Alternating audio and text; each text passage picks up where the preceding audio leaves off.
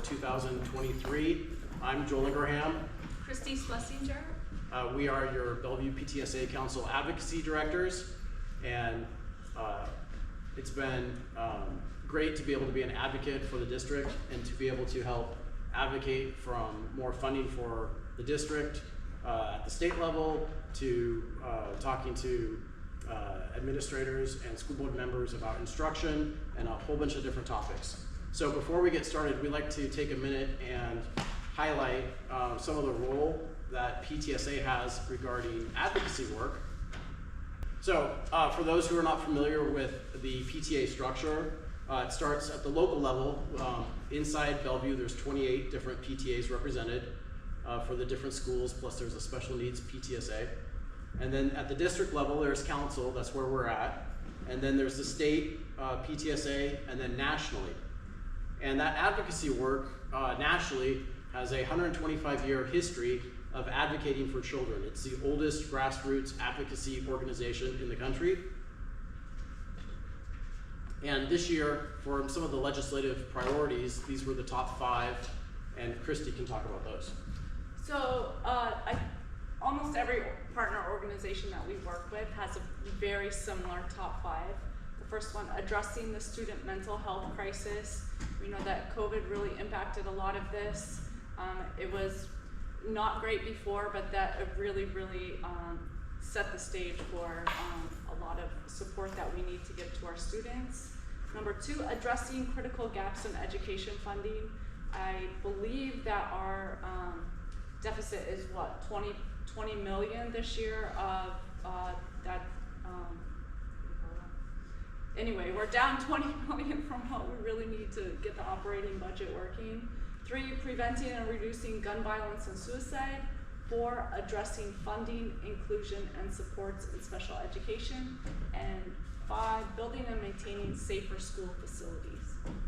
And then these were the additional priorities: creating a diverse and effective educator workforce, expanding school construction funding options, harnessing the benefits of mastery-based learning, improving equitable identification and access for highly capable students, increasing education equity by closing the digital divide, increasing support for equitable family engagement, mitigating the adverse impacts of climate change, supporting a meaningful high school deployment.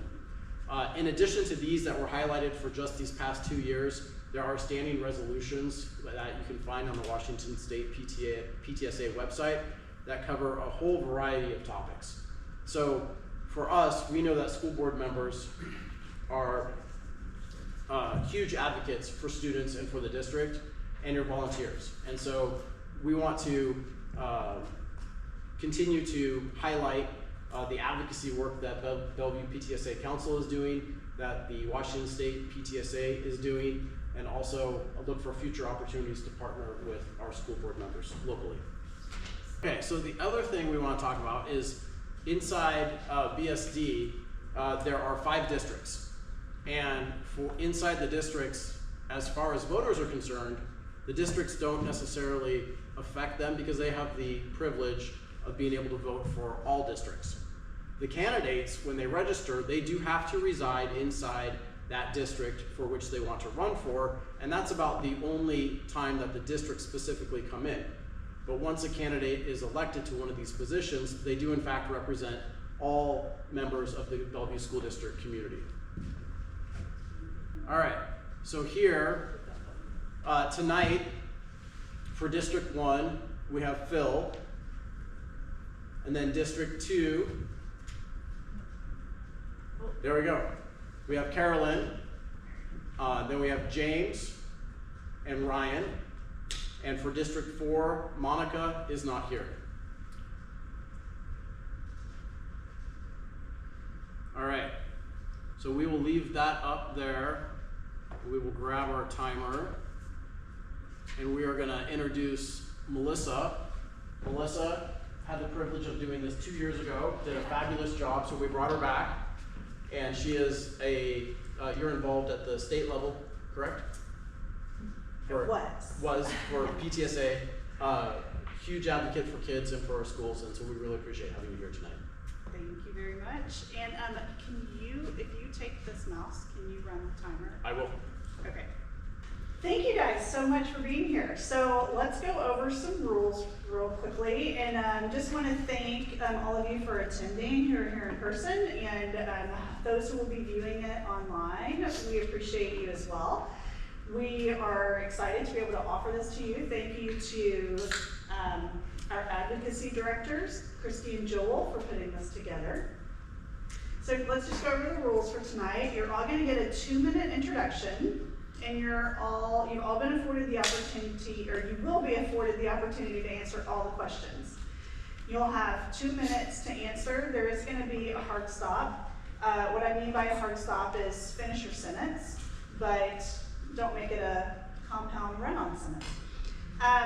This is not a debate. There's no rebuttals. You'll also get a 2-minute conclusion.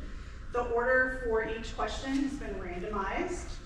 And just so everyone knows, the candidates were provided the questions just before we started, a little bit earlier tonight, but the questions were not shared with any of the candidates otherwise ahead of time. We ask you to refrain in the audience from clapping or otherwise interacting with the forum until the end. All right, so let's begin with the candidate opening statement. And were you guys given the order that you're going to be going in? Okay, so they were just given the questions, so this is also a surprise for them. Surprise.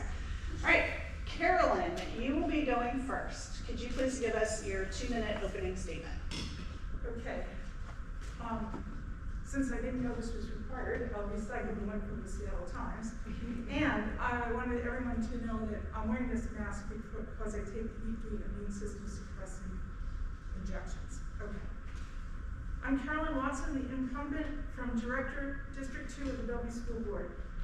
If re-elected, I will provide continuity which will enable change. I will be the longest serving school board member on the new board. The others will be new or have 2 years experience, and the superintendent is also new to the role.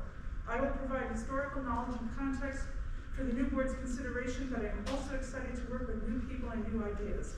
Our new superintendent is collaborating on a vision, which includes ensuring every student feels a part of a beloved community and experiences joy in our schools. The new board superintendent team will be challenged to handle the current funding crisis while adding innovative programs to serve our students. And I have the experience to help.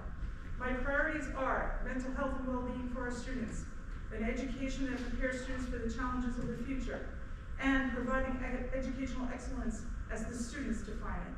We need mental health counselors available to students in school, along with social and emotional learning woven into the curriculum.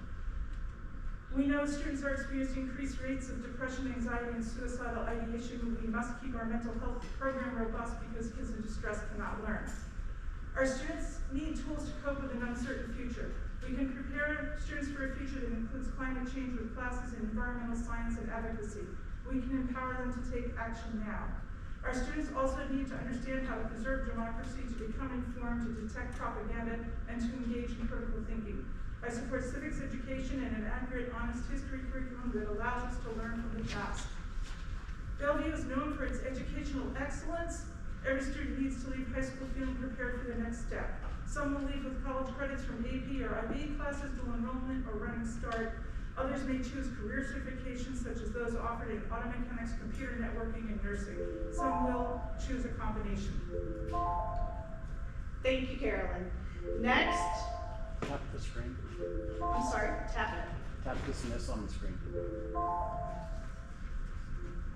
Thank you. Okay, I have a job to do. All right, next we'll have James. Okay, can you hear me okay? Okay, so my name's James Van Rossmellen. All the high school interns that I have, they just call me JVR because my last name's a mouthful. My pronouns are he, him. I have 2 children who've attended BSD for the last 13 years total, a freshman and senior at Bellevue Big Picture. I've been an active volunteer at all schools my children have attended, most recently mentoring 22 high school students over the last 4 years at Big Picture. It's been heartbreaking during that time to see so many stakeholders in our community going without. Parents like myself have had to fight the district for special education services, reliable bus transportation, a safe school environment, or even functional restroom facilities.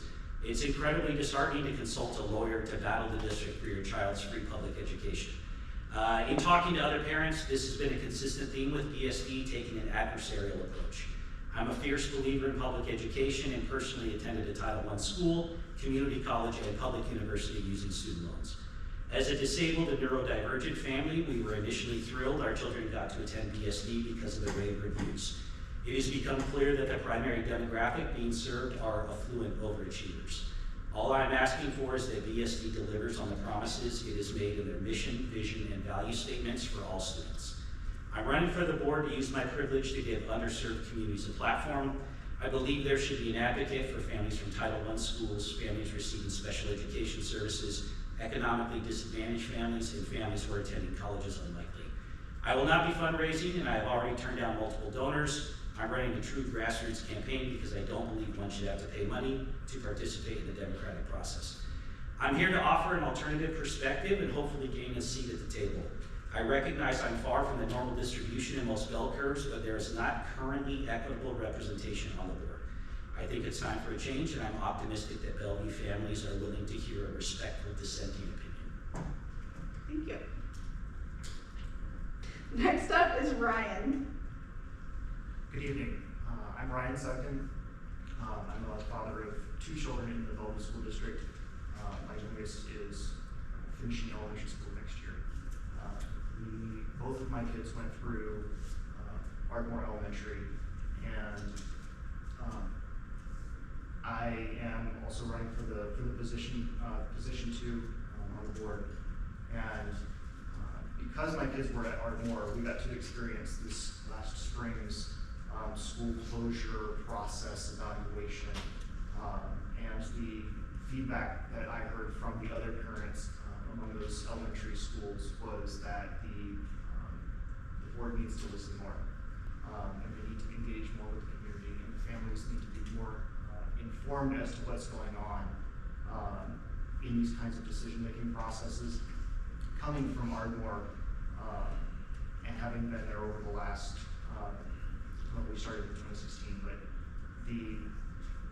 that school in particular has such a diverse community economically and linguistically. There's a lot of different languages, first languages that are spoken in the community. And being a part of that school and that neighborhood school gives me some perspective into the challenges that the board had to have faced in order to do all of that communication. And I'd like to bring that to the board in this position. That timer's not running right away, so I don't know. I know. Let's wrap it up. I think it's been close to 2 weeks. Okay. I am a CPA, a certified public accountant, so I'm bringing some financial expertise to the upcoming middle school conversations as well. So that's me. All right, thank you. And next we have Phil. Thank you. I'm Phil Block. I'm a candidate for Bellevue School Board District 1 position. I'm running unopposed. I'm an environmental scientist by training and background. I've worked with the state for about a decade, and I currently work for a private consulting firm based in Seattle, supporting a variety of private and public projects. My wife and I are proud parents of 2 children in the Bellevue School District, entering the 8th and 11th grades next year. As Bellevue residents since 2000, I've been an active volunteer in the community, first in running clubs and supporting local run groups, working with the Bellevue City Council in various environmental planning projects, as well as being an active volunteer in schools, volunteering in the classroom, including supporting teachers and teaching biology classes in classrooms, youth sports as a coach for soccer, Cub Scout leader for the pack that used to meet at Night Elementary School, and a PTSA board member where I've led fundraising for the International Schools PTSA. I want to help lead Bellevue School District to provide excellence for families and students as it addresses a number of future challenges. School consolidation and alignment of the school district's resources to meet the needs of students and families is going to be first and foremost among those challenges as we've seen and heard. Also, I believe that there's much more to be done in the pandemic rebound for students and families.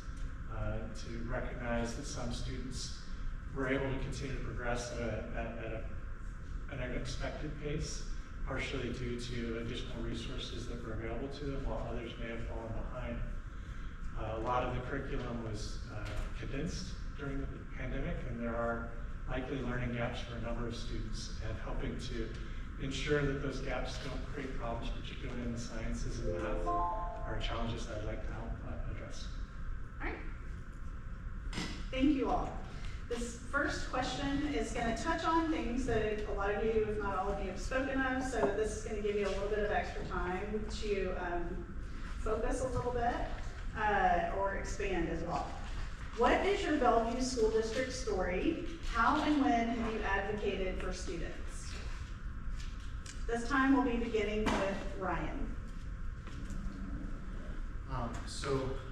We moved to Bellevue in 2016, and both of my kids have been through the Ardmore Elementary School. In 2020, I joined the PTSA there, actually sort of a month early because the outgoing treasurer was relocating. There was a lot of that was going on that year. But I served as the treasurer for the last 2 years, and I'm now the president for this coming term. So serving within the PTA and volunteering at the elementary school are my primary pieces. As treasurer, I got to be a part of our support of Ardmore's Family Connection Center, which helps support families, low-income families where certain financial challenges might prevent their kid from being able to participate in school, as well as just funding, like all the other PTAs do, the school within library funding and special programs for extracurricular educational opportunities. So. Great, thank you. Next, James. Okay, so I was born in Seattle. My family moved back to Washington, like I grew up in Southern California. We moved back in 2010. Both of my children are autistic, so they went to the Phantom Lake Integrated Preschool.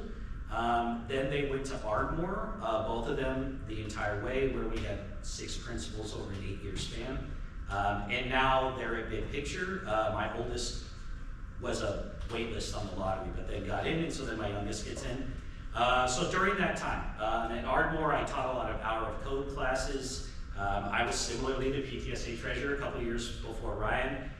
Similarly, I don't think a lot of people in the district realize that the primary job of the PTSA treasurer at Ardmore is to help pay the electricity bills of the families at that school. And that's what I spent most of my time during the pandemic doing, is writing checks to support our families. Let's see, at Big Picture, I've been a high school mentor for the last 4 years. I do mock interviews at the middle school there also. In 2018, I was on the Bellevue School District Growth and Planning Committee that helped write the bond.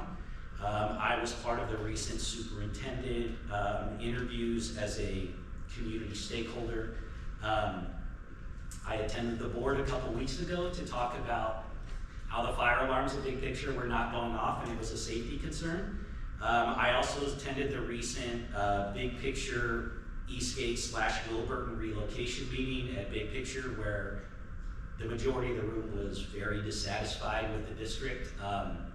And so there was definitely some fierce advocating there. Yeah, I've been involved the entire time. My kids are disabled, so you have to fight or they just don't get served, so. All right, thank you. Waiting for the clock to reset. All right, next, Carolyn. Okay, I won't fit it all in. But I started when my son started kindergarten at Bennett. I was legislative chair for the Bennett PTSA, working on civil majority for levies that we didn't have with the state legislature. Then I moved to Stevenson, where I became president of the Stevenson PTSA, and I saw the divides in the community because that's when the gifted program was housed there. And I saw rifts, I saw gifted paying for aides in their classrooms and not in neighborhood classrooms. And I saved thousands of dollars for the kids at Stevenson when Gifted wanted to take the money that they had raised with them to Spirit Ridge. I put friendships on the line for those kids. I've tutored through the VIBES program that used to exist in Bellevue for years, numerous years, in AP World at International School. I served on many district-wide committees, including the old gifted Parents Advisory Committee that set up the gifted high school at Interlake, the Strategic Planning Committee under Dr. Cordero, the Equity Committee under Dr. Cordero, and I've made numerous visits to Olympia over all those years to talk to our legislators. Let's see. I'm always mindful of the barriers because I grew up as a low-income kid in an affluent district, not unlike this. And I know when your teachers don't see you, you get left out of the field trips, you don't have clothes to wear for the choir concert, you just are totally hiding what's going on with your family from everybody, from your peers. And I see that, and that leads me to believe that there are other barriers that I don't see because of not my lived experience, so I'm very open to listening and help advocate for those things. Thank you. Next, we'll go with Phil. So my Bellevue School District story starts in 2015. For a couple of years, my family and I were on a rotation through England, and we moved back to the Bellevue area in 2015. My children enrolled at Clyde Hill Elementary and at Innittah Preschool. I immediately threw myself into volunteering to support them. We were transitioning, moving back into the area, into the community. I was a volunteer in the classrooms from day one. When my younger son entered elementary school, my older son moved on to the advanced learning program at Medina Elementary. So I've consistently supported two different schools throughout my career, supporting schools. In kindergarten for my youngest, I was in the classroom a day a week, helping to support them. As far as advocacy within the school, that probably came to a real start. Got a lot bigger when Clyde Elementary was rebuilt. So at that point, our school community was fractured. A portion of the school community went to Wilburton, a portion of it, many students who were able went to Medina Elementary, and then a portion were rotate through swing site. I identified opportunities and advocated the district to support before and after school transportation and support options for all the families associated with the school, and we were able to get that. They moved the bell schedule an hour later, and we were able to preserve that first hour so that working parents could continue to have the same pickup, drop-off locations and schedules that they had built their lives around and would have the year after when they moved back to Clyde Elementary. After the pandemic started, I was looking for opportunities to restore normalcy for students. One of the things that I identified at Clyde Elementary was to restore their science fair. So in 2021, we brought back the science fair. We had more than 100 students participate. It was one of the first events that in the district where it was in person and that students were able to participate. Great, thank you. All right, let's go to the next question. What are 1 to 3 qualities or assets of the Bellevue School District that you value and appreciate the most? We'll begin this round with Phil. So I've consistently appreciated the quality of the teachers in the district. They're well trained, they're motivated, they're excellent teachers. Sometimes they're quite busy and have a lot on their plates, but when I have had the chance to engage them and work with them, they've all impressed me with their dedication and interest in learning and in teaching students. We also have a real luxury of having extremely modern buildings and physical infrastructure throughout the district. Almost all of the buildings throughout the district, all the schools are in buildings built since 2000. There are a few exceptions. And another thing is that we have a tremendously diverse community, a rich community, and diverse in a lot of different ways. A lot of different cultures are represented in our community, and a lot of different professions and opportunities. The community I grew up in Illinois, the big industry in town was an agricultural company that sold seed. And here we have dozens of major leaders of the economy represented in our community, from PACCAR Corporation that makes trucks to Microsoft, Boeing, and others are represented in the parents and families in the community. So we have a really incredibly empowering opportunities to be mentors and leaders and to support families and to help show opportunities. I'm always amazed when you ask kids in first grade or kindergarten what they want to do. You hear, I want to be a teacher or a doctor, or they're the things that they see or that their parents interact with. And we have opportunities to expose families and children and students to so many more things here and to generate that love of learning and opportunity. All right, thank you. Thank you. Next, we'll go to Carolyn. Okay,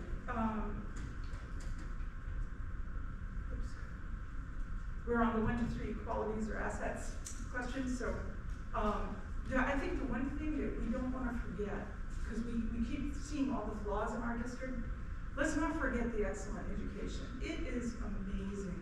I mean, we have consistently ranked at the top of our state, and for years we had top high schools in the nation, and I don't think that has changed. What changed was the rubric that the U.S. News and World Report and Newsweek were using, and I can go into more detail on that, but don't forget how great that idea of AP for all and having, the idea of AP starts in kindergarten is for most of our kids, not all, most of our kids. Because I've attended AP Institute that our district runs, and it brings teachers from all over the country, and they have barriers to kids in other districts. And they also reassigned like the music teacher to teach AP language. I mean, we have advantages. And also, we have this incredible continuous improvement mindset. We have been a leader in equity with our equity policy, with all its details.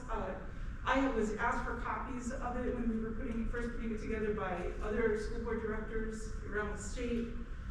We are an absolute leader in sustainability, which is being called out this month by the Washington State School Directors Association in the magazine they sent around to directors.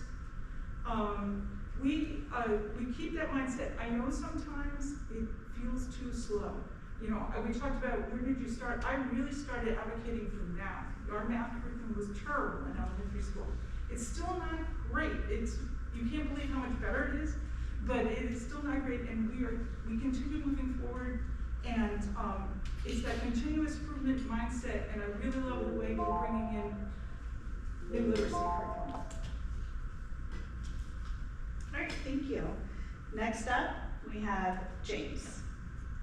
Okay, so I think we're gonna have some double answers here, obviously, because diversity, of course, is great, but so for me at the schools that my children have attended, the sense of community was the big thing. And maybe part of that is because at the Phantom Lake Integrated Preschool, you kind of operate outside of the normal school, so you're kind of on your own. Ardmore was kind of we felt very alone from the district for a lot. And then in big picture, it's probably financially the least supported school in the district from a facilities perspective. And so what ends up happening in those environments is the families that are there band together and try to do the best they can for the kids. You can see the schools are going without, but the parents who have money, power, influence, time are investing in that, and that's creating a better environment for the kids. The teachers, it's hard to, my wife worked in education, I worked in education. I love our teachers. I wish we could pay them more. My daughter's 4th grade teacher had to rent a room in the house that we rent because it was too hard for her to make it from West Seattle and afford rent. That shouldn't have to happen, but our teachers are phenomenal despite those challenges. And then I would say alternative learning opportunities. And what I mean by that is a program-based school. Having big pictures, something that didn't exist when I went to school. And I will say, it is great that it exists because there are a lot of students that don't fit in a standardized box. The challenge there is schools like that might not need to exist if we were able to meet those kids' needs at regular schools. I love big picture. I don't ever want my kids to stop going there, and I'm glad it exists. It's just a bummer that it has to. All right. Thank you. Alright, alright, so on this question, we'll now go to Ryan. A lot of recurring themes. The teachers in the Bellevue School District are fantastic. We've had just really great experiences anytime we've needed anything to support our kids. And the education has always been just outstanding. They are really, really good at what they do. I love the neighborhood school at Ardmore, the experience my kids get, walking with their friends to school and back every day, and the relationships they get to build as a result. Has been really, really good. Similar to what James said, the amount of choice that you have in Bellevue School District for parents to be able to find the school that best fits their kids' needs and their family, I think is really important and is a great asset to the district. Great, thank you. Alright, the next question is, what are 1 to 3 areas, policies, or practices of the Bellevue School District that you think could improve, and how would you be a catalyst for that change?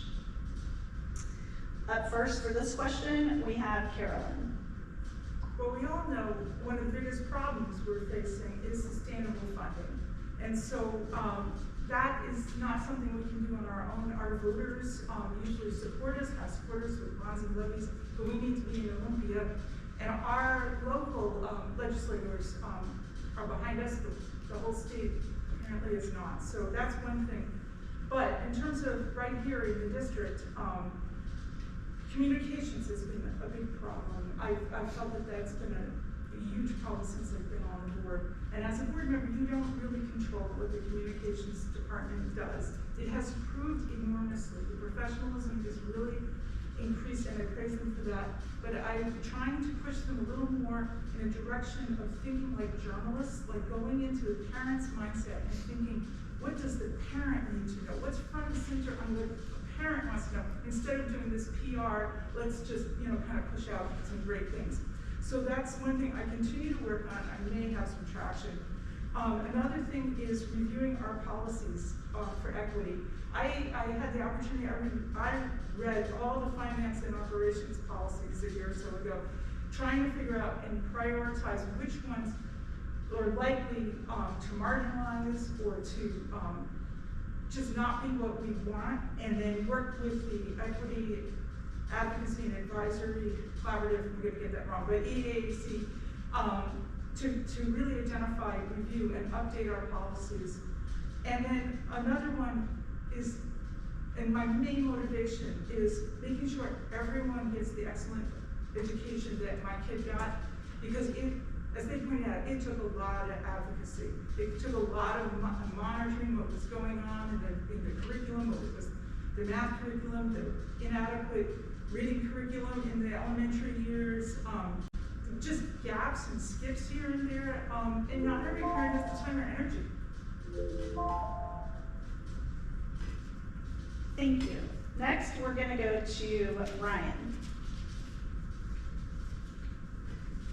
So, for me, primarily, the way that the board of the district communicate with family, I think, is the area that needs the most improvement. Because I think if parents are informed, they're going to know what, and to know what the plans are or what the challenges are, they can give their feedback to the board in the decision-making process, and that needs to be heard. So I think that's where I'm coming at all of this from, is largely the communications aspect and wanting to see the Bellevue School District be a family-led education system where it's the needs of the families that are driving the decisions that are being made. Thank you. All right, next we'll go to James. Okay, so the first area for me that's like really a passion is how Title I schools are treated equitably. And I've seen the difference, and I've talked to a lot of teachers and a lot of other parents that have big pictures. Kid did not go to Title I school, and there's very big differences there. And so there's a lot of things to unpack there about why that is happening. but currently I feel on the board, I don't know that there's someone who, for lack of a better term, is that dissatisfied customer who has felt underserved at a Title I school, and so being able to give that perspective, I think would be huge. Special education services is the second area. I'll get to that later in the special education question, but there's a lot of policies, procedures, and curriculum that we're using that is not in the best interest of the students that I'd like to see change. The way we even group special education here as a district, similar to the way that the gifted program has been, kind of creates schools that are deemed, like the gifted ones are kind of these like schools that are the aspirational schools, and then often the ones where the special education programs are based become like kind of the unwanted schools. And we saw this consistently at Ardmore, where parents wouldn't even take their kids to Bennett that had the financial means to be able to do stuff like that. So I really want to target special ed.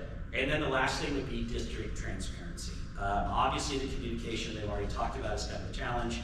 Some of the emails that I've seen come out the last few years in regards to teachers was shameful from my perspective, but I feel like parents don't feel like they have a broad picture of what's happening.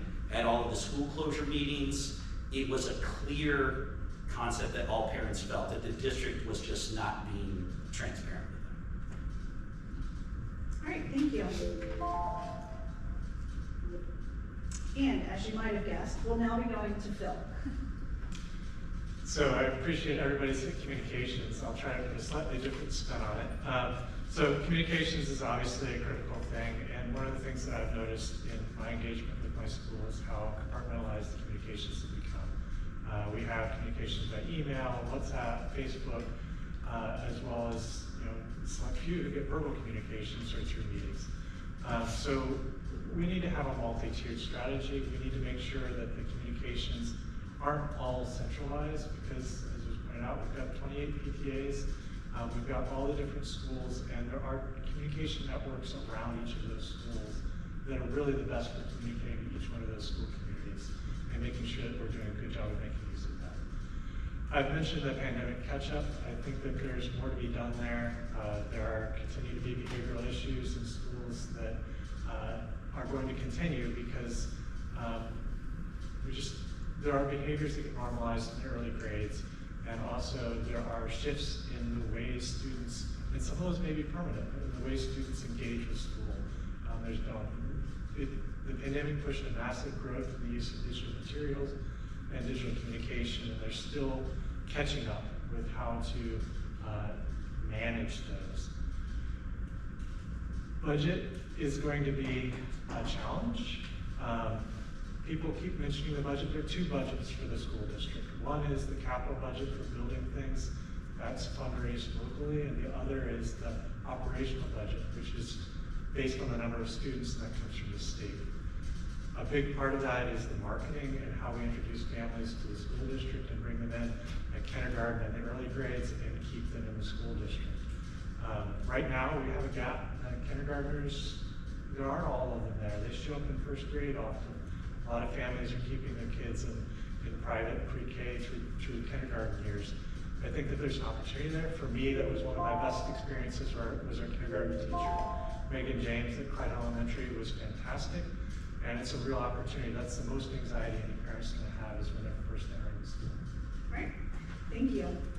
We're going to move on to our next question, and it's going to center on security and safety. Those are complex problems. How will you approach the school police officer proposals that have divided our community? For this question, we'll be beginning with James. Okay, so I put it in my voter's guide. I'm 1,000% anti-gun, full stop. I think they should be all melted down. I don't think there's any reason a gun ever needs to be on campus. Secondly, and this is something that came up at Big Picture when discussions were happening, the Bellevue PD had come and talked to the students about what would happen. And one of the things my son brought up is what happens if someone was having a mental health crisis.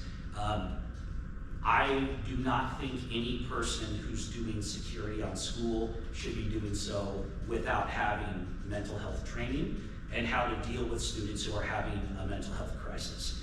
Ideally, I'd rather it be a licensed mental health counselor than someone who has taken a 6-hour training. I think that one of the big things that needs to happen is if we're going to have these security officers, they need to be a part of the school communities, and here's what I mean. One of the challenges at Ardmore was you might have a teacher that was an art teacher or a music teacher or a computer science teacher, but they weren't there full time. They were there like 1 day a week or 2 days a week. And what happens is they didn't really fit into the community, and you didn't really see the kids get to build a relationship with those teachers. If you want this to be a person that the kids feel like they can trust, like a person that the kids can come to when they see something that's not right, they need to be around. And they need to be not a punitive measure, they need to be a supportive measure. But before we even get to that, I'd say this is something that came up way back in 2018 with the Growth and Planning Committee.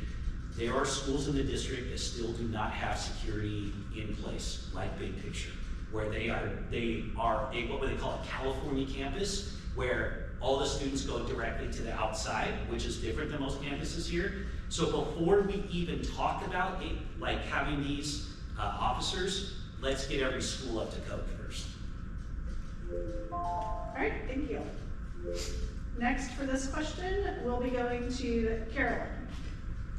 Well, the SRO question is something that I've had to listen and think about long and hard. Some of you probably don't know that during the middle of my son's high school years at international school, we had a credible threat. Credible to the point of the Bellevue police arresting the student, charging him with a felony, getting him emergency expelled with one of those ankle bracelets never to return. He was going to shoot up the school. It's so up close and personal. My husband was teaching in Teals that day. My son sat next to him on the bus. I got my whole family. But what saved them was a kid calling a trusted adult, and the trusted adult calling the police, and the Bellevue police picking the kid up before he got on the bus. So I understand people are afraid about security. I have lived it. But I also had the chance to talk to kids at Newport High from the Black Student Union, and their feelings about how people in their community get killed, and it throws off their education when they see that uniform and that gun in the school. And this isn't just another thing that's not just hypothetical for me, because one of the kids that I used to be in my AP World Tutoring was in the class. He left Bellevue School District, went to Renton, and a couple of years later was shot dead at age 20 by the Renton police. So I get that that's not just hypothetical either. So I am coming down on the side of no SROs. I agree with what works and what, there's been national studies on what does work. One point of entrance, we've got to get that school rebuilt.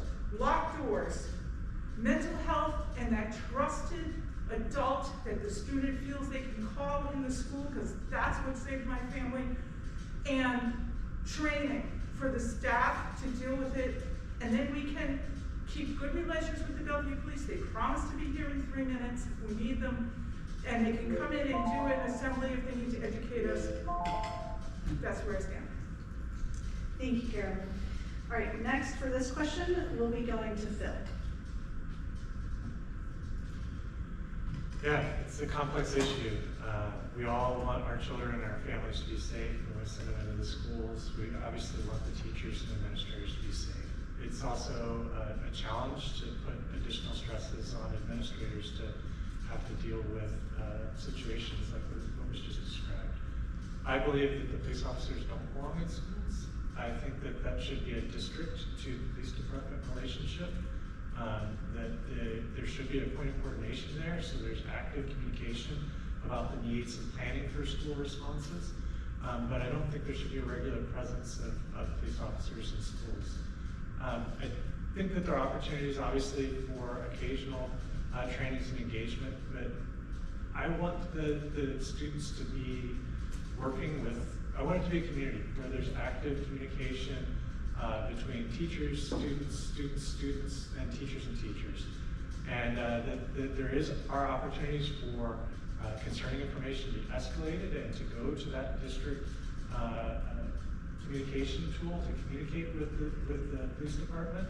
And obviously, if there is, as was described, a critical event or something like that, there needs to be a police response. If they need to come into the schools to do that, that's what needs to happen. The best practices as far as design. So I worked in Olympia. For those who don't know, the gun is often a part of the uniform for police officers and wildlife officers. It drove me crazy. I was working as an environmental scientist, and people would walk by with a gun. And it's unsettling. It changes your perspective, it creates opportunities for unconscious bias, and it unsettles people. And I don't think that that's something we want in our schools in any condition. All right, thank you. Next up for this question, sorry, that should have been easy, but my eyes skipped to a different question. It's Ryan.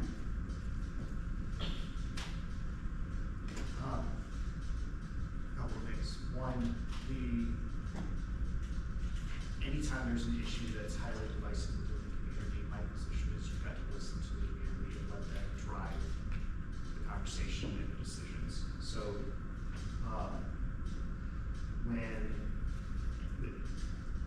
fundamentally something like a school resource officer, bring a police officer into the school, what that role looks like is going to be, the devil's always in the details, right? So what they're doing there, how they're armed, all of those kinds of things, and the impact that has on the community has to be taken into account before you move forward with that kind of thing. And ultimately, if the families are rejecting the idea, then it shouldn't be done. And I don't think it's necessary that you need some kind of one-size-fits-all solution. As far as the Bellevue Police Department, I've been witness to a handful of concerns on campus, nothing like what Carolyn had described, but it seemed to me like there's a really good working relationship between the department and the school district. So I would be very hesitant to just add something else to the mix, developing a lot more into it and giving a lot more community feedback, because again, it's a divisive issue. Families take, and the teachers in the schools take, matters a lot more than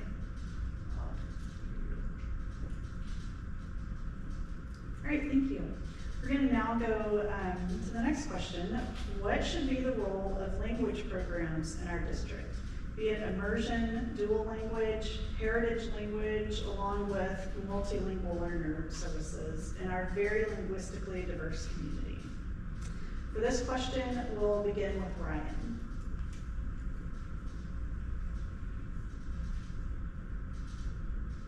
So I'm a single English speaker and reader. I've dabbled in a handful. I had 1 or 2 semesters of other languages throughout my educational experience. I really appreciate that my kids are getting a lot more of that at a much younger age.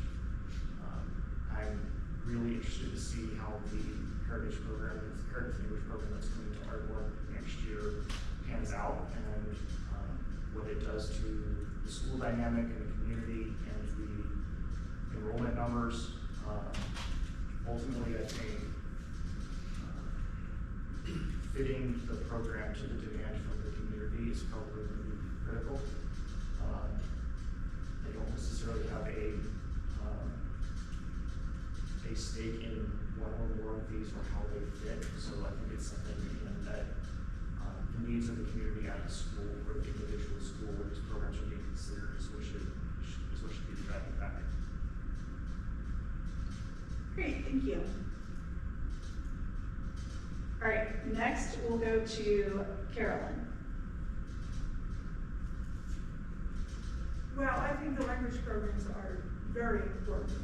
I love the way that our kids can work towards a seal of biliteracy, and I think it's an important tool given that we are still heading towards globalization, and it's also in this city, it's very important for understanding our neighbors. Gives you, even no matter what language you learn, it gives you insight into what the neighbor who doesn't speak your language is going through. The MLL teachers have been fantastic. I've seen them take kids from like 0 to 100 very quickly to get kids up to speed who need help with English. dual language program is something I really support. It is an intervention for some students, but it also is one of those interventions I like where everyone can be included. You can sign up and be in it, and all of a sudden you can also, if you don't speak Spanish at home, if you don't speak Chinese at home, you can be part of something that will bring you to fluency in those languages. The Heritage Language Program is a feather in our cap. It helps attract students. It also gives people pride in the languages that their families and their family background bring to the district.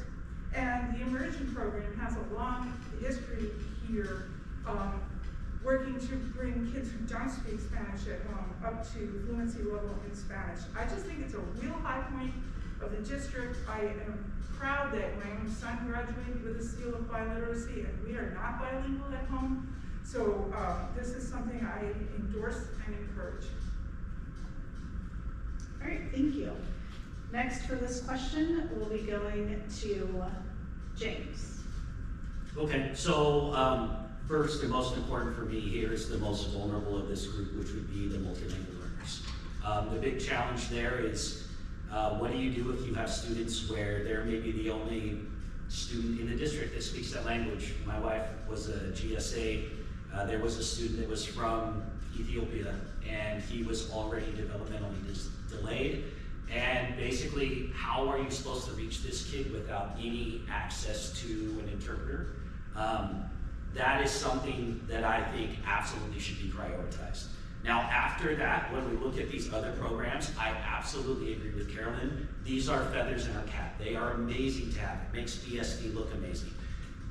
The issue I have here is, as we try to bring in all of these more programs to help serve everybody, what ends up happening is you kind of serve nobody. And if we're talking about having problems with money stretching farther, I don't know that the solution is to bring in all these other programs that potentially people weren't asking for. Here's what I mean. When Big Picture had hosted the meeting where we were gonna get told if we were moving to Eastgate or Wilburton, someone brought up to Melissa DeVito why does GMA exist, or why are we having an Arabic program coming to Ardmore? And her response was that these were programs that helped prevent families who might otherwise send their children to private schools to stay in the district. And I read that as prioritizing the constituents that have money. Ardmore has had systemic problems for years, and putting an aspirational program there doesn't solve the problems that are already there. It might bring more, but then that group might end up operating as its own thing instead of the community. I think these programs are essential, but I think they should be driven on who's asking for these and how do they benefit us so much. Excuse me. Thank you. All right, next Laura will be going to Phil. I think that everybody already spoke to a lot of the key issues, so I'll try to build on those. So yes, I think the language programs are great. I think that it's an opportunity to differentiate ourselves from some of the neighboring schools, and it provides a grounding for students in an ability to track on different languages that a lot of school districts can't offer. Multilingual learners, it's a tremendous challenge. I lived in a different culture for 3.5 years where I spoke the same language as they did, and that was a challenge for me. So I can't imagine how much bigger a challenge it is when you don't understand the language or the culture. And everything's different, and it's a struggle for your family and parents who don't have a support network. I was orphaned at 11, so I know a little bit about what it's like to not have a support network. And that's a real challenge for any student to go through. I also believe that languages should be more than one class. It should be infused throughout a curriculum. It should be part of art. It should be part of history. It should be connected to other parts of the curriculum where those languages are taught. I know it is in many of the dual language programs that is a strong function. It's really important to create those connections. So language is part of a culture, and that culture is more than just the spoken word that goes along with it. So there are opportunities there to help provide those connections. And honestly, again, that's a place where the community provides a lot of opportunities. There are a lot of community members who are really interested in providing an opportunity to share parts of their culture and their experience and their history. And that's something that I want to support and provide those opportunities for families and the community to participate in. Great, thank you. All right, the next question. What are your thoughts on the Advanced Learning Program, also known as the Gifted Program, and how would you improve it and what is working well? For this question, we'll be beginning with Carolyn. Okay, no way I can say everything I think about this in 2 minutes. But I have experienced the Gifted Program on the ground level, having been in the old Gifted Parents Advisory Committee under Dr. Mike Riley. It's going back. I then had my son leave the program due to his flaws. People don't necessarily understand that some kids really need the program. It is like a special need. Needing fewer repetitions in the classroom, not getting bored, not turning your talents to something that would be counterproductive. People forget that, but in this district, it has become divisive. Let's see. So what we need is a program that will address a learning difference, that where everyone can be screened and put into the program if they need it, but we need to address the divide, and we need to address the homework burden on those kids. We need to somehow figure out how to structure this program so that kids don't go around literally thinking that they are better than other kids, which is something I saw on a Stevenson playground time and again, because when Stevenson used to be there. I think it's important, but it's we need to monitor the homework load. We need to be careful it's serving the right kids. And we need to structure it in some way that kids don't put on errors because they were selected for it. I've been working on those issues for years, and I don't really have the answer for you, except that we need to keep trying. All right, thank you. Next, we'll go to James. Okay, so my kids do not participate in the Gifted program, but that being said, I think the strengths we have are in terms of like the breadth of offerings. Some of the students that I work with have classes that didn't even exist when I was in high school. And so being able to, like my daughter being in pre-calc when I never even made it that far, and she's only a junior, is kind of like astounding. So I think that's really awesome. I think the success rate of our grades and the rankings of the school speak for themselves. Now that being said, I think there's kind of a disconnect here of the constituents that use the Gifted program, which are the students, and the ones who are pushing for the Gifted program, which is the parents. And I witnessed this firsthand when my daughter qualified in like 2nd grade to take the prison test or whatever it was at Bennett. And I think it was the first year that children who had not qualified could come and take the test. And it was very clear that this was aspirational for so many parents. And I asked my daughter after, like, how was the test? And she said, I got bored halfway, so I just stopped taking it. Like, to her, that just didn't matter. And I went to a Gifted program all growing up, but the way we did it when I was a kid was much different. It was like a push-in, pull-out system where you weren't completely segregated. And I think one of the challenges we have here is you're getting these inter-school rifts where people feel, and Carolyn touched on this before, that the Gifted program is being prioritized.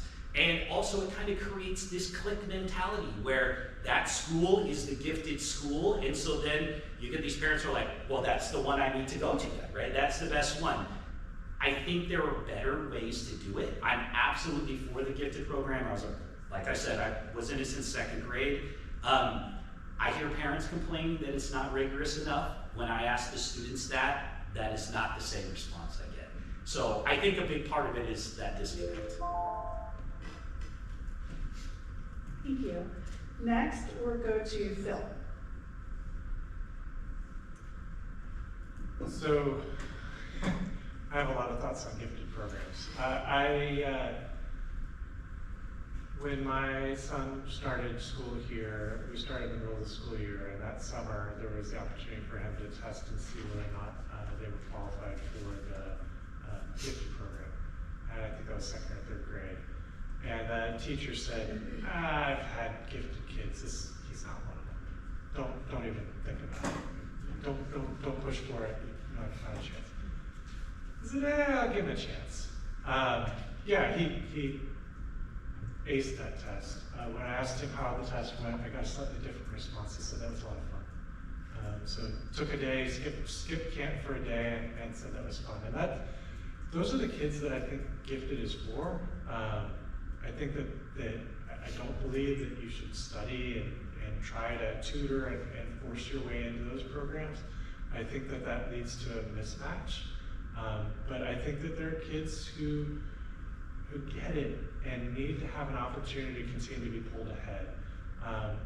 When my other son was in it was third grade, that was when they rotated, or fourth grade, they rotated the campuses, and he ended up with a substitute teacher for the whole year.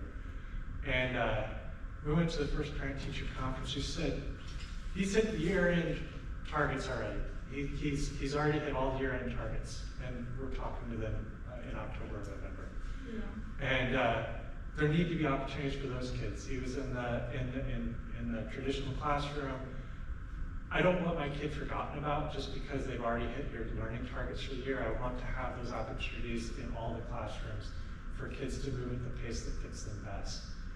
So that's universal across the programs. I think that the advanced learning program or gifted or whatever you choose to call it can be a great resource for some students, but it's not for everybody. Thank you. And now we'll go to Ryan.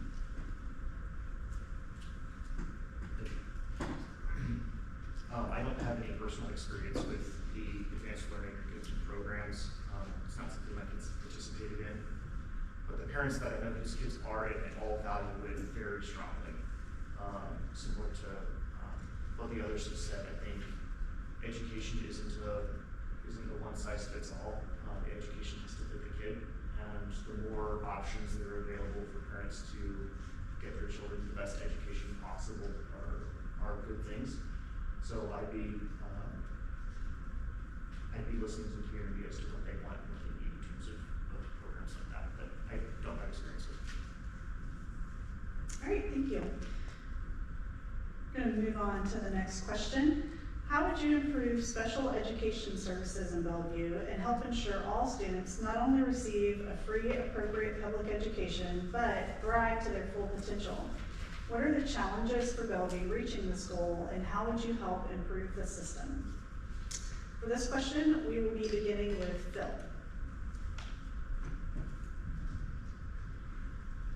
This is something where I think that there are a lot of families who probably have a lot more experience with it than I do, and I would seek to learn from their experiences. I think that one of the critical values of public education is that it takes all students. And that's a big difference between public and private schools. Private schools and charter schools can pick and choose their students, and they pick the ones that are most efficient and effective for them to teach to. We are an educator of all students, and all students need to be provided a robust educational service. Providing differentiated education and meeting the needs of all students is a challenge. It costs more, it's harder. You've got students who might be learning at different paces or have disabilities that create disruptions in the classroom for other students. And that takes more resources. It takes more time, it takes more money, it takes more effort. I think that one of the big things that's important for thinking about all these students is that there's not just achievement that needs to be measured as far as how a student is doing, it's also the effort that they're putting into it. And those two things combine to make a more holistic picture of student achievement or student progress through the time in the school. I think that's a lot of what I know in my ideas. Like I said, I would seek to learn a lot. I think that many of the parents of special ed students, I know a few, each one of them has an individual case, and they have unique challenges that it really takes individual coordination, and maybe it takes individual continuous support to meet their needs. All right, thank you. Next, we'll go to James. Okay, first at a very base level, because of the reason I'm running, there's a phrase we use in the disabled community, and it's called "nothing about us without us." And it basically means, is there a person in the room who has experience with this? Similar to when you see something in Congress, like a room full of men deciding on women's health care, right? I'm here because I'm neurodiverse, my wife is, both of my kids are. I do not believe that we are currently represented on the board. And we can see this. My wife worked at Ardmore as a GSA with students that had the most challenges, and it was very clear that the policies that were being implemented were, one, not chosen by a neurodiverse candidate, but then also meant to be punitive rather than getting to the root of the problem. And what I mean is, there's a system in place that they currently use, which is called PBIS, Positive Behavior Interventions and Supports. That is bad science, and we should be using something like CPS, which is Collaborative and Proactive Solutions. Right now, the way it's working is kids that are having the most challenges, we are trying to curb the output instead of getting to the root cause of why the struggle is. And the way you do that is you have GSAs who are disabled, or you have people in policy-making positions who are disabled, because the best way to understand how to provide for a disabled child, whether it's autism or ADHD, is to ask an adult who has that and see what worked for them, rather than trying to push something that you have no experience in. I don't think the whole thing needs to be blown up. There are things that we can save, but that being said, it doesn't have the viewpoint of a disabled person right now. All right, thank you. Next, we'll be going to Ryan. Special ed services again aren't something I've been exposed to a great deal, so it would be something that I would be looking to learn from the families and educators that are involved in those programs about what's needed to solve those kinds of things. I think James makes an excellent point that when you're looking at a program designed to serve a particular demographic, that demographic has to be a part of the design decisions because they know what they need. And so again, it just goes back to my underlying point of the board needs to be communicating well with all of the people that they're supposed to be representing and making sure that they're able to meet those needs.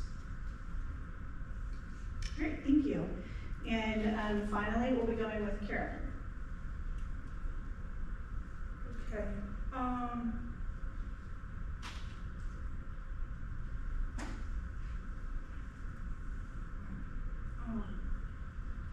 Well, I think one of the big problems with special needs is the funding. We need the staff to be there and not to be cut. We need to go for real inclusion, a certain class size, and not too many high needs kids within one classroom. And staff needs to be trained, not all staff, not just special needs staff, but all staff. I witnessed once a kid with an IEP coming down to the main office for help and getting, because he was, the fire alarm was going to go out, and one of the things in his IEP is that he should be outside, and the staff snapped at him and saying, well, none of us like it. Well, it's in his IEP, and okay, so we also need a policy directing staff to include our kids on IEPs in music, arts, and other activities, and don't give them out of field trips and concerts and things like that. Get out of the compliance mindset and into what's best for students. I feel like I have a thought. I just lost it. So I will say to this, I do have experience with this. My son was on an IEP. I have been like the helper in other parents' IEP meetings. It's something that matters a lot to me. I care a lot about this. The number one thing is funding. We need staff to be there, do not cut. We need real inclusion in a certain class size, not too many high needs kids in one class. We need staff training, all staff, not just special needs staff, policy directing staff to include kids in arts, music, other activities, and don't leave them out of field trips and concerts. And we need to get out of the compliance mindset into what's best for students. And I have personal experience that my son was on an IEP, and thank you for asking this. And the board is working towards more equity and inclusion, and this is top of our mind.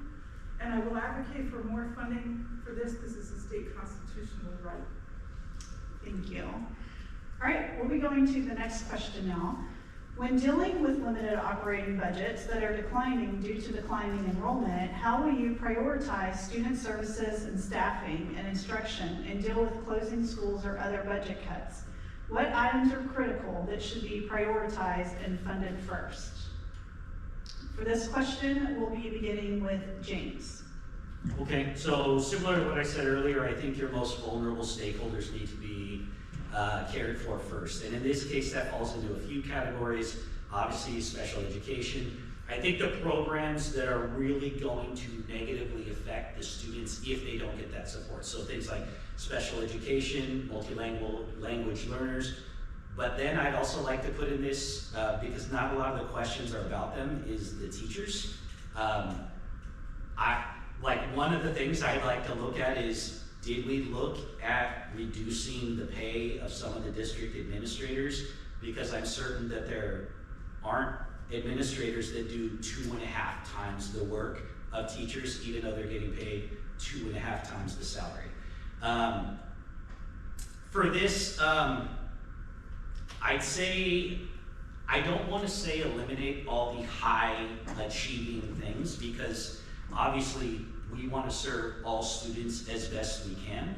But I feel like if we are struggling with money and we're struggling getting campuses up to where they need to be, and having teachers that are very worried about laying off, like the one that hangs out of my house quite often, he was worried he's going to lose his job at Ardmore.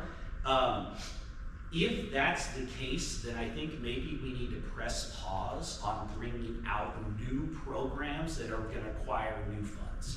And I'm not saying that the Arabic program fits into this, but if we are so worried about the money going this way, then the program should not be going this way at the same time.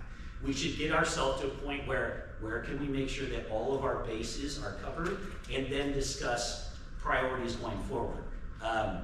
But to me, taking away from the students who are already getting an underserved education, and from our teachers, those are the two places we absolutely shouldn't be touching. All right, thank you. Next, we will be going to Ryan. So, finances and budgeting is kind of my thing as an accountant.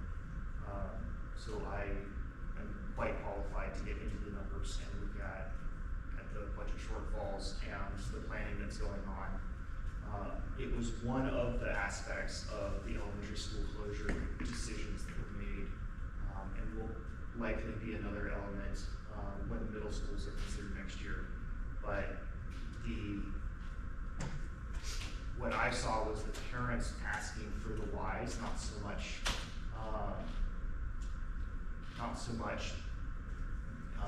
keep this or don't keep that. The community ultimately should be the one deciding what the highest priority is among the programs. And there needs to be adequate disclosure and feedback coming from the community in order to make sure that what the priorities the board is setting are the priorities for the local community. And in order to do that, you have to be able to communicate with all of those different demographics, so that you get the voices from the table, at the table from the special education group or from the multi-language groups. Coming from Ardmore, where there is such a diverse language and cultural community, it can be very, very difficult to have all of those conversations and make sure that the community is informed as to the decisions that are even being made, so that they know that they can contribute to the conversation. So for me, the prioritization is getting into a long-term, fiscally sustainable situation and prioritizing based on what the community needs are. Thank you. And next, we'll be going to Phil. So I I think the critical things are student services, and everything flows from that. Student education comes first. Got to make sure that the physical and staff resources efficiently support that. The unfortunate truth is that if you do end up in a situation where there's school consolidations, there are losers. Those families from those schools are heavily impacted, and there's a real transition coming for them. I think that transition can be managed effectively to help make sure that they're integrated into their new school community and that they're fully part of that. But I'd much rather be talking about, rather than how to divide the pie, how to grow the pie, and how to make sure that we're doing our best to market the excellent school district that we have, and making sure that families recognize, and most of the families that are part of the school district rave about it. And we want to make sure that all the families feel that way and have the opportunity to. The best thing for all the schools is to have stable full enrollment at the schools, that there's no budget problem. I recognize that demographics and other issues may challenge that and mean that we do continue to have budget challenges, but we need to be making sure that we're looking at both sides of the equation, not just how to cut, but also how to grow. I'm very sensitive to the comment down there that it doesn't necessarily mean creating new programs. I worked for a nonprofit for several years, and one of the death spiral things is you start chasing grant money and you start creating new program after new program. New programs are by definition inefficient and likely to fail. They're experimental. And so that can create I know there's an incentive to do that, that's part of marketing, but it's also a dangerous proposition because they do bring risks with them as well. So I'm very sensitive and recognize that that's the case. But that's I think the best way to support the district and be good stewards of the taxpayer funds for this area. Thank you. And now we're going to Carolyn. Well, when dealing with limited budgets that are declining, I think the highest priority is to prioritize staff that work with students. We have had cuts at the central office, and some of them have been painful, but it makes sense to keep the priority on people who work with the students. We are also keeping the priority on mental health because coming out of the pandemic, that's been a huge issue. So we are continuing with what we call the MHAT counselors. And also we have to prioritize funding for special needs. In order to adequately staff our schools, we have to unfortunately consolidate. We cannot spread ourselves too thin. We're not able to build the new schools that we had planned to build, but by consolidating and moving programs around, we can accommodate everyone. Those new schools were needed for in some cases safety, even for earthquake and for access and so forth. I actually differ a little bit on bringing in some of these new programs because the kids come with funding. They come with funding, and we're bringing some students that maybe went to private school back to our schools. The program, like the Arabic, is actually, in my understanding, what is keeping Ardmore open and not closed. Because remember, there were originally 3 schools on the cut list. So bringing in programs like that can attract students is extremely helpful because they come with their funding from the state. Let's see. So yes, we will prioritize student services, and we will deal with closing schools, and we will attract new students with programs. We're also doing that, some other,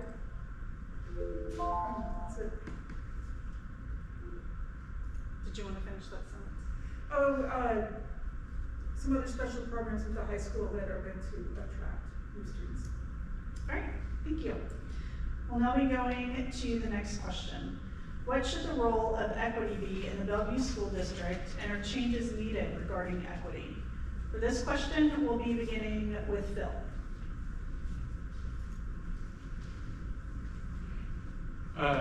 Fundamentally, equity is about fairness and justice for the students and making sure that they have opportunities to be successful and to excel in their school environments.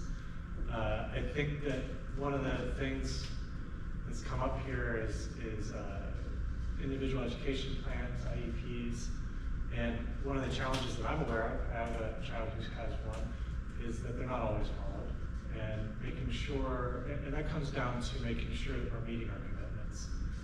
It's easy to put something on paper, but if that's not communicated to the education provider or the people who need to actually do it, then it's meaningless. And that's where I think more of the slip happens on equity concerns, is not necessarily intent, but it's follow through. And making sure that we're meeting the expectations that we communicate, making sure that we're actively listening and hearing where the concerns are and where that follow through is lacking, and taking concrete steps to meet them and improvement plans to make sure that we're achieving and doing the things that we say we're going to do to provide an equitable educational environment for our students and for our families. All right, thank you. Next, we'll go to Carolyn. Okay, well, I feel equity is very important, and I was a co-author of the district's equity policy with what was then the Equity Advisory Group and others. We developed the critical criteria with a lot of input from a lot of people. And we're trying to get to where we're using that at the beginning and the end and throughout the process, so that we can be mindful of incorporating equity into everything. We need to get input from marginalized people without overtaxing them, because you're always running to them, but we need to know. We need to address inequities by identifying and removing barriers, training ourselves and the staff, reviewing all our policies and plans, and removing gendered language. We need policies to directly address racism, such as our bullying policy and curriculum that reflects students. We need to hire and try to, it's going to be hard with the budget cutbacks, and retain staff of color and support our multi-language learners, our special ed students, our unhoused. We need equitable access to programs, sports, AP, and IB, and we need to address the problems with testing and other fees and discipline disproportionality. So I think equity needs to be, from that you can tell, threaded throughout everything. We need to look at everything we're doing and make sure that we're getting not only equitable policies, but trying for sort of equitable outcomes and to support students so that they can fully achieve whatever they want to achieve and are capable of achieving. So we've done a lot of work on that, but we need to identify and remove barriers and make sure that we're all listening. All right, thank you. Next, we'll go to James. Okay, I feel like the role of equity should be an umbrella at which every other decision we make around the district is shaped. And what I mean by that is history has taught us that being equal is not being equitable, but I don't even feel like we have a baseline equalness when it comes to the schools. I've talked about big picture at length, I'm going to keep doing it. Having bathrooms where the toilet water floods into the classroom is neither equitable for the students or for the staff, right? And I feel like there's a very base level of equal human rights we deserve in these schools that is not currently happening. So before we can even talk about equity, we should define what a base level is. But then also, what does the data say and what are the metrics we are looking at? If we're gonna say we're successful at equity, how do we say that?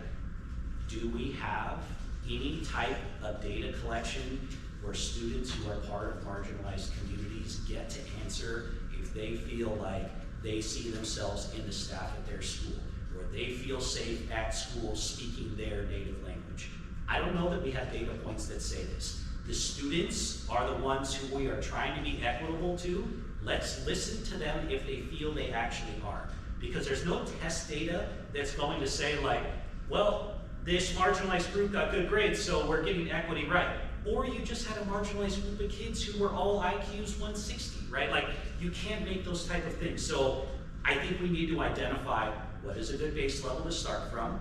Where are the specific school students, teachers that need those additional supports to create that equity and then make those changes? But I'm data driven and I haven't seen any data. Like, it's clear that things are inequitable. If you go to a Title I school, you go to big picture, it's clear that things are inequitable, but where is the baseline? I don't know that we currently have it established. So I'd start there. All right, thank you. And then last for this question, we'll be going to Ryan.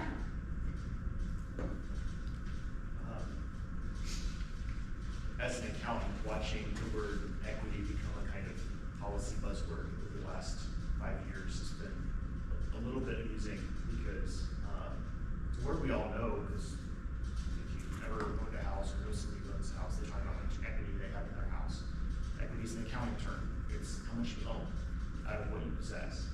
So to me, when I think about equity in education, I think about students owning their own education journey. I think education is a one-size-fits-all, and we can't set expectations that everyone's going to arrive at the same place from an education, because people are different. They have different strengths. That kids that are really strong in, a kid who's really strong in sort of the arts and theater and music, and I've got one that's really strong in math and reading. I think giving each child and each family the opportunity to make their own choices about what their education needs to look like is really what equity means. It means that they own their own choices and they have the opportunities to pursue those things. So again, going back to not having a one-size-fits-all standard, but meeting the needs of each individual student from an educational standpoint and making sure they have the options to make the choices that are best for them and what they need out of their education. All right, thank you. We'll be going to the next question now. How will you address the student mental health crisis? For this question, we will be beginning with James. Okay, thank you. So first I'd like to say I'm a massive proponent of mental health and well-being. I see a psychiatrist, I go to a therapist, I take medication. I think it's something that we should discuss and stop making a stigma about othering people who do have mental health crises. So first thing I'd like to do is, one of the things that the district has done pretty well is we have these pop-ups sometimes, and I'm sorry if I'm getting the language wrong, but like for lower income students who they can't get dental care, right? We bring something on site. Why aren't we do that with licensed mental health counselors? Why can't we have counselors? Now obviously I'll get to being inside the school, but if any of you have ever had a therapy session, it takes multiple sessions of 1 hour just to get to know your therapist. Meeting with a child for 15 minutes a day is not going to be able to do it. And so then transitioning to how do we get that positive relationship started in the schools? We use terms like school psychologists, and my kids have met with these, or school counselors, but I want someone who is trained as a licensed mental health counselor. I want someone who is trained to know what signs to look for, and I want them to be a full-time presence at every single school, whatever that costs, full stop. Not ones that rotate around, ones where the kids can build a relationship with that person. Secondly, or not secondly, I'm in like on third point now. In grade school, we have SEL, social emotional learning, that we really try to take time and get the kids to talk about their feelings. I don't see that done at the middle school and high school level. I feel like there should be a class, whether it's called like human perspectives or sociology, that kids are required to take in the same way that civics is or health is, so they can understand what being around someone who's having a mental health crisis looks like, how to ask for help, how to support others. We just don't do that currently. Thank you. Now we will go to Phil.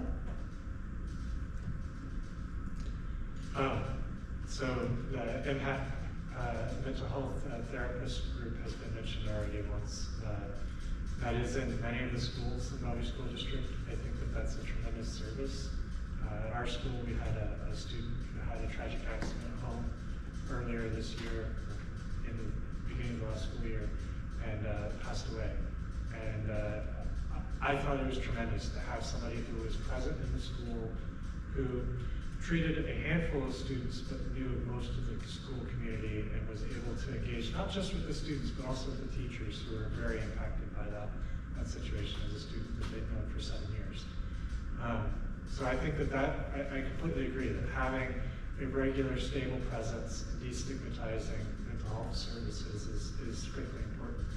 I think it comes back to community as well. Mental health is all of our responsibilities, and looking out for our friends and neighbors and community. Schools are communities. The parents are part of that community, the students are part of that community, and the teachers are part of that community. And the stronger those connections are, the more aware we are, and the better we can help everyone as they deal with challenges as they go through. School's stressful. Kids are growing up, they're going through physiological changes, they're hitting educational challenges. Some of them will find out that math isn't for them suddenly. And some of them will be dealing with relationships. And those all create a myriad of challenges. And kids need to have as robust a support network as we can provide to help them get through that. And those tools, we don't have enough of them. So whatever we want to put out there as far as a list of tools, we need to keep thinking creatively about how to make sure that they're present in the schools and providing opportunities. But I don't think that's something we outsource necessarily. I think that can be part of a solution. I think it's also incumbent in working with the families and communities and students. Thank you. Now we'll go to Brian. So I think mental health is a bit of a blanket term for something that's incredibly complicated. I don't think there's a lot of good ideas around things that can be done to help our students. It's probably not going to be one solution that just fixes everything. So I think community engagement, I really like what Phil said about the community is key. I think that's very, very true. Not just for being aware and for destigmatizing and for all of those kinds of things, but actually just for maintaining healthy attitudes and mindsets with the students. The relationships that kids are building with each other in school and with the broader community at large, I think is a huge factor. And I think any solutions that this board considers or efforts that this board considers for student mental health needs to be things that are from that community and keep the community at the forefront. So. Thank you. And now we'll go to Carolyn. We're on the student mental health crisis. Yes. So, as I said in my opening statement, I strongly believe that we need mental health counselors available to our students at school, along with social and emotional learning woven into the curriculum. And although the funding that we have for what we call the impact counselors has dried up, we are keeping that as a priority, even with our reduced funding, because it is so important. We are dealing with depression, anxiety, suicide, so we have to keep, suicide ideation, we have to keep the impact funding. So the causes of this, it's like it's never been before in my experience. Some of it comes out of the pandemic, but some of it predates the pandemic. There's this increased sense in our society of competition. Kids are dealing with climate change. Maybe some people say maybe it's that they're on their phones and they're on social media. But we have to keep our mental health program robust because kids in distress cannot learn. I'm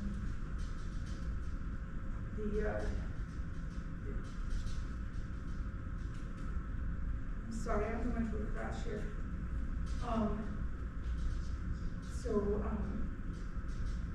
I would advocate for the SEL lessons to be beefed up and improved a bit. We started with an SEL curriculum, and then we kind of faded a little bit, and then it's at different levels within our district. But I'm definitely making that something that I'm supporting,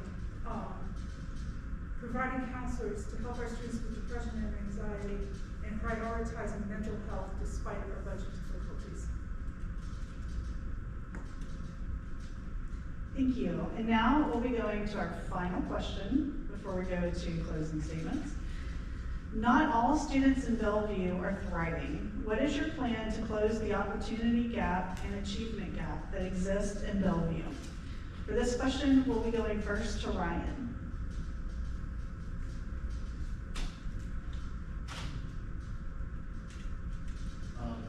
I've said this a lot tonight, so I'm just going to say it again.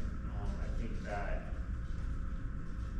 parents are, the families of the Bellevue community are the ones who understand their kids' needs best.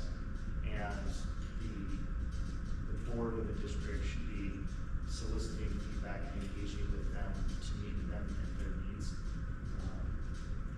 And that's my approach, is feedback from the community and the families and letting them drive their own educational opportunities. Thank you. Next, we'll go to James. Okay, so this question I read is slightly vague because what is our definition of thriving? If you are a child who does not speak English and you are going to school, just being a part of the class would be considered thriving. If you are a person who's trying to get into an Ivy League school and you get 1B, you might consider that you are no longer thriving. And so I feel like there is absolutely no one solution that's going to fit all. But my take is, what is the goal here and what do we define thriving as? I see opportunity achievement really linked in that a lot of the students who don't have the opportunities now will fail to achieve.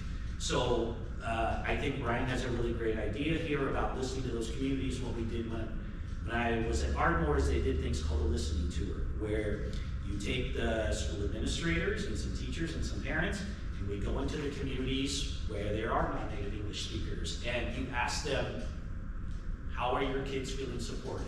Are they feeling like they're bullied? And you bring an interpreter and you reach out to these families, because it's the only way you can meet the needs of these parents.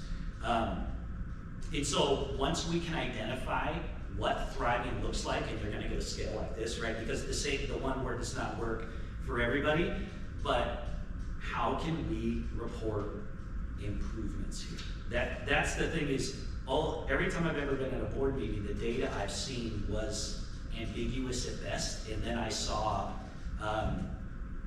some assertions made based on that. And I would like to see what thriving looks like. I would like to see the same student who had these challenges then was able to progress in X, Y, and Z areas. I'd like to see metrics that show that so that whatever plan we put together does actually work. But I think the first step is transparently, openly, and self-reflectively saying where we are failing.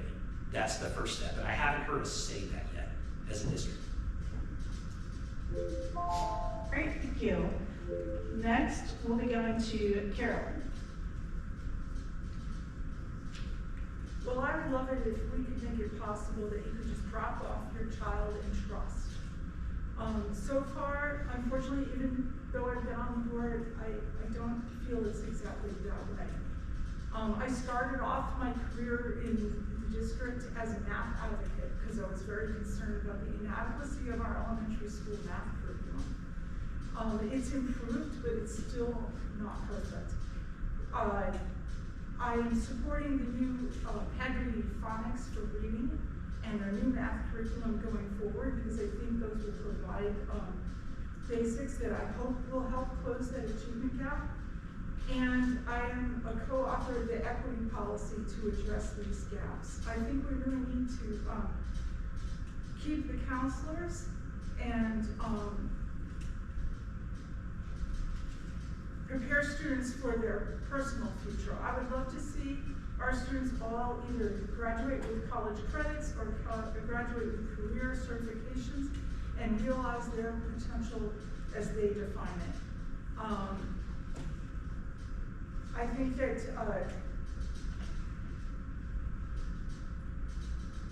sorry, I'm having a sugar crash.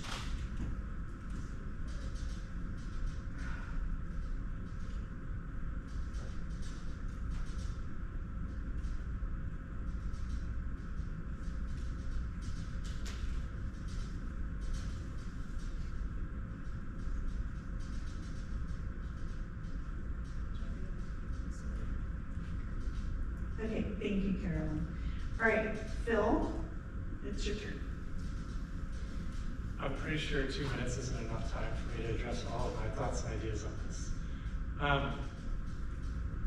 We all get, I get evaluated at work, and part of that process is a self-evaluation, and where I review how I performed and set goals for the future.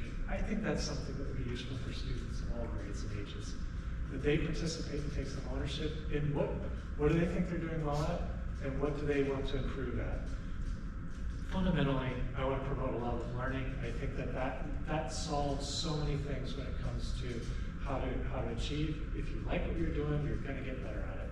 You're going to want to do it yourself. You're going to want to keep doing it. There's also sometimes a challenge that students and families don't know where they fall on the spectrum. And they may feel that it's just them that's experiencing something. We had that happen at my school, at International School. We had a math teacher that a lot of students were failing. And it was a soccer field sideline conversation for me where we discovered that it wasn't just my student, it wasn't just their student, it was 3/4 of the class. And so I pulled together a group of parents to work together to create an engagement. But just knowing it wasn't just them made a huge difference in trying to help them get ahead and recover. That's the way I get more time. We need to normalize support and tutoring within the schools. I need to be very careful when I say that. I'll go back to math as an example.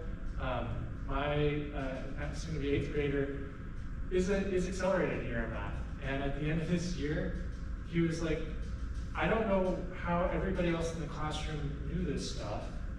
This is him speaking. And he said, but they all get tutored. All of them, in his opinion, were having outside tutors. And these are all kids who are accelerated by a year already.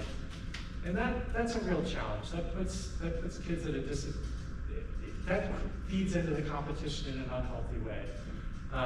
They should be working together and supporting each other and providing that support in school. But there are opportunities to get tutoring at the school through after-class sessions and with older students that I think should be normalized. Everybody doesn't get it right away. Sometimes they need a little extra support and an opportunity to learn and to, maybe it's hearing it a different way. I'm constantly that way myself. I'm like, can you just say that a different way? I know I'll understand it better. I'll be able to respond better if you say that in another way. I kind of get where you're headed, but I'll have a better answer. So those are just a few of my ideas.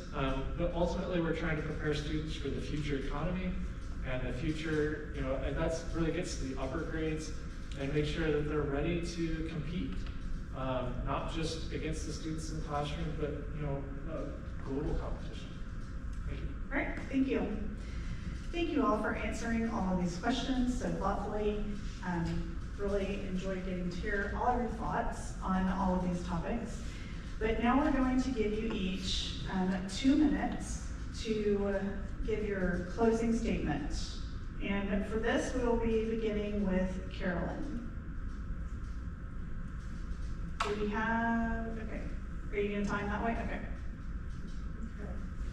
Well, I grew up low income, so I see some barriers that others don't see. And I do believe there are barriers due to race and gender that are not easy for me to see, and I need to work with people and listen to people to remove those. I'm a longtime PTSA volunteer, a Golden Acorn recipient at Stevenson Elementary, which, as you know, is a Tyler school, and a gold level state PTSA Leadership Academy Award recipient. I'm excited to continue to work with our new superintendent and to take it in new directions with our new strategic plan that we will be developing. It's a challenge to handle the budget crisis and to add innovative programs to serve our students, and I believe that we can do that to attract more students, which will bring back the funding.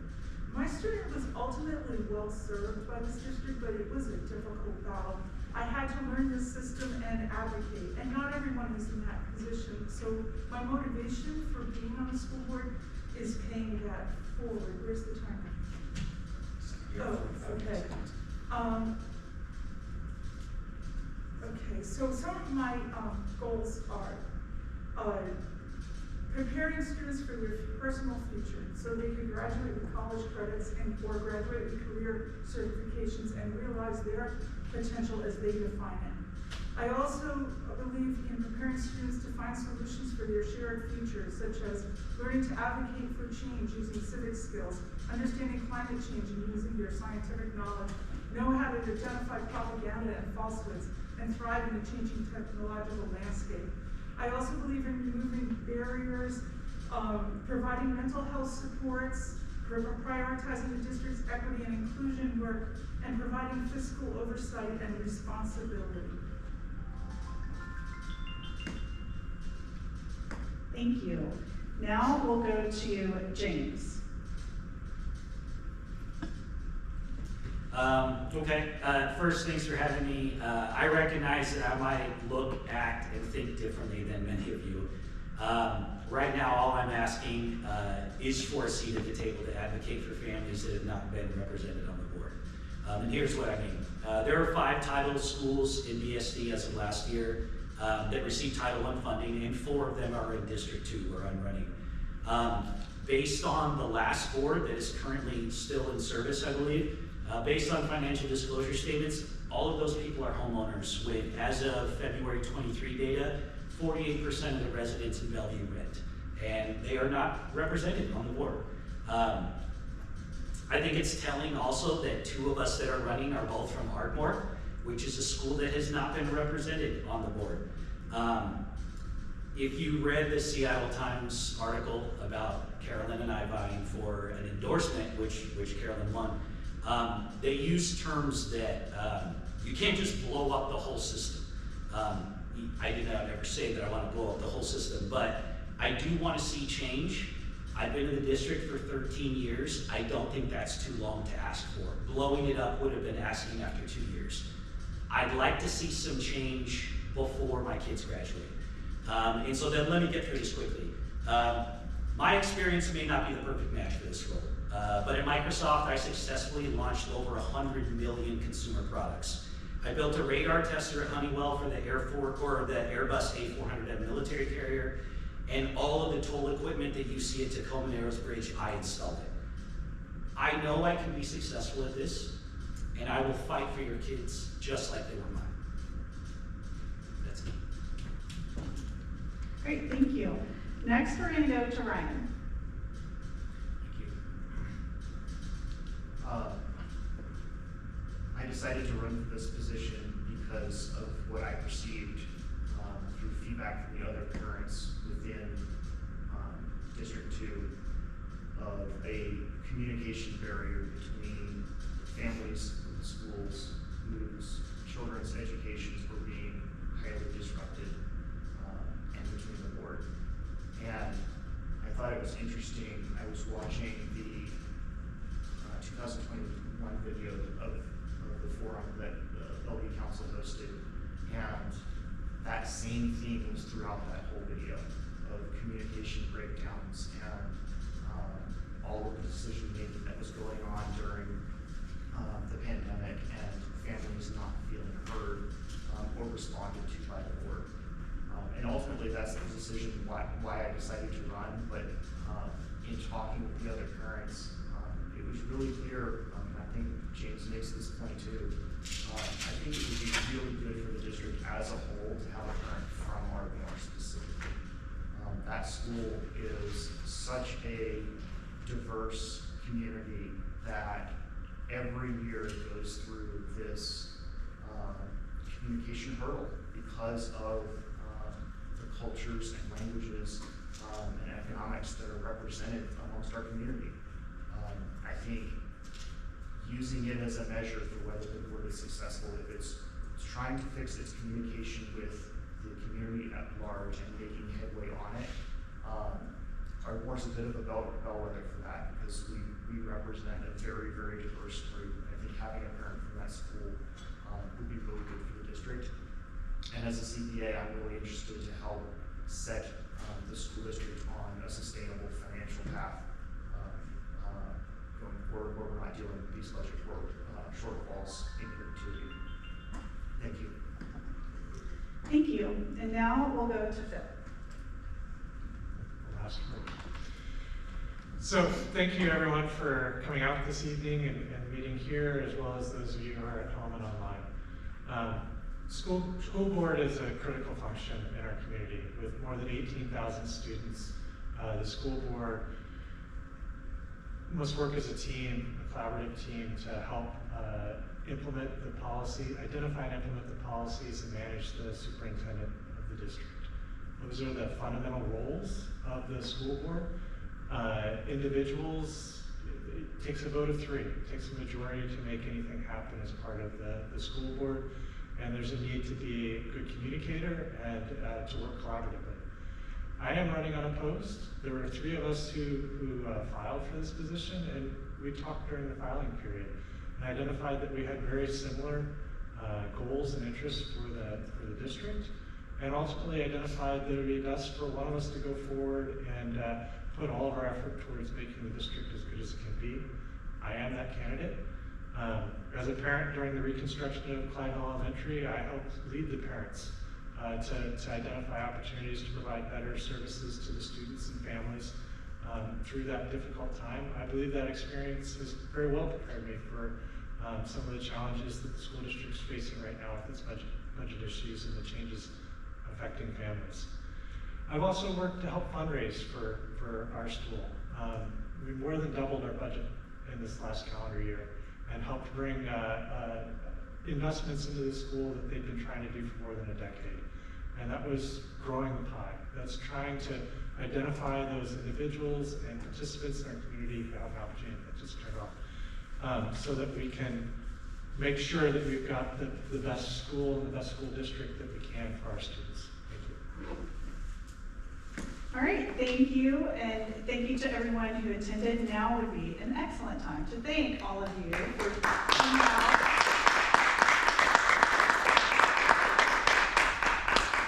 And don't forget to vote. Not worried about this group. Thank you, Melissa, and thank you guys for coming.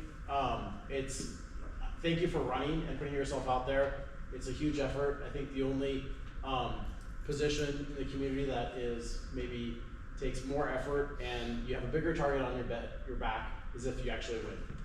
So for those, I do appreciate you guys coming out and caring about our school district and our students. So thank you.